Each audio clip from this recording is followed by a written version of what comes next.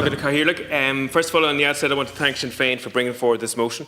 But I also want to say there's an irony in it that's not lost on people, as Sinn Féin TDs voted last year in favour of the climate bill, which paved the way for the carbon tax and the turf ban.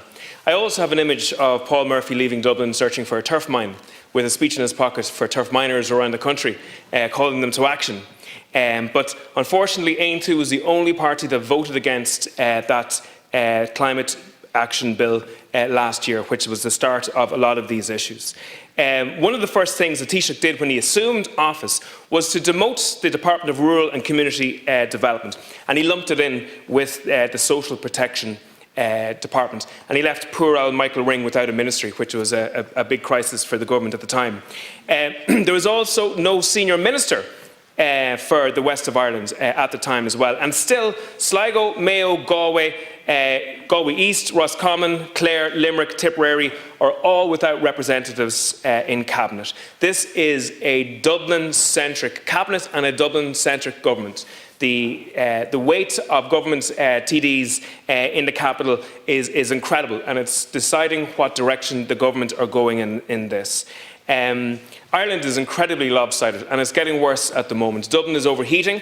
Right now, a third of the country is a sprawling commuter belt. People are commuting from Connacht, Munster and Ulster right now into Dublin to do their work. And much of rural Ireland is depopulating from its young people especially. The average age in Balbriggan is 30. The average age in Killarney is 43. Because young people have no option at the moment but to go to the sprawling commuter belt to get a job and raise a family, because rural Ireland is being left out.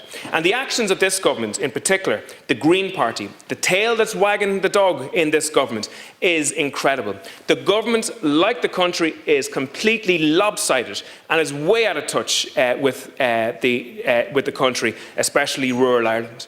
And Minister, do you realise that rural Ireland is on its knees? We have utility bills that are going through the roof. Gas bills are coming in 600 and 700 euros at the moment, well over £1,000 to fill oil tanks in people's homes. And it's more costly on people in rural Ireland than it is in people in urban Ireland at the moment. Much more costly, because people don't have the public transport. They are reliant on their own cars to get to work, to get to the shops as well. And also, people in rural Ireland are far more likely to be users of oil for home heating than they are for gas. And home heating oil has increased radically in comparison to other fuel sources in recent times as well. And many homes in rural Ireland are older homes that don't have the necessary insulation to keep the heat in their homes. So people are living from overdraft to overdraft. And just at this particular time, the Green Party and Fine Gael and Fianna Fáil thought it was a good idea to decide to delete a heat source from those people's homes. What planet are you living on, Minister, that you thought that in the middle of an energy crisis, a cost of living crisis, you thought it was going to be a good idea to delete a heat source from people's homes? It's absolutely incredible. And just I want to say, there's so many homes in this country at the moment where turf is the only source of fuel that there is. It heats the radiators. It heats the stove in which the family cooks the food. The families are completely dependent upon it. And the idea that you would stop a son or a daughter providing turf for a mother or a father, or that a person who would have 300 or 400 quid put into the credit union to buy that source of turf to keep that family going through a winter period, that the idea that you would do that is absolutely incredible. And I also heard that the minister, the Green Party minister, talk about the fact that burning wet turf and wet timber is as dangerous as coal in terms of respiratory illnesses. Who in their right mind burns wet turf and wet timber in rural Ireland? Do you think they have no cop on at all in relation to it? They dry it out every year, and when it's nice and dry, then they decide to light it. And most of those homes are in rural areas. Most of them are one-off houses. The particulate levels are well dissipated by the time that they come into contact with other people.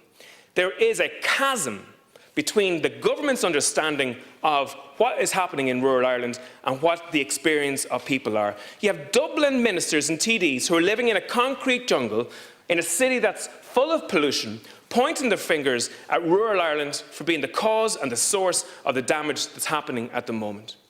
It's an incredible situation. And then at the same time, you have the same government supporting a Mercosur deal, which sees wide elements of the Amazon being floored of its trees, so that beef can be brought thousands of miles into this country with a far higher impact on the environment than anything that's produced in this country. And at the same time, you have massive data centres being opened up in this state that are sucking in the electricity of half a county. Rural Ireland cannot understand what's going on with this government. A mother and father who are cooking on the range with the turf that they got from their son cannot understand how you can favour those policies, but yet damn those families who are trying to survive. And I want to ask the government not just to roll back or not just to put out statements to say that they had strong words with the Green Minister today. I want the government to put the idea to bed that a generation, mostly older people, mostly coming towards the end of their lives, are expected to go without the necessary fuel sources to live, that they're expected to find investment somewhere to radically retrofit their homes. And I laugh, the government talk about retrofit figures in this country. The retrofit figures that are being done on an annual basis are paltry. They're tiny. 18,000 retrofits last year, 10 deep retrofits in this whole state last year. You cannot, on one hand, take away the fuel source of a whole community and, on the other hand, provide nothing back. Thank you,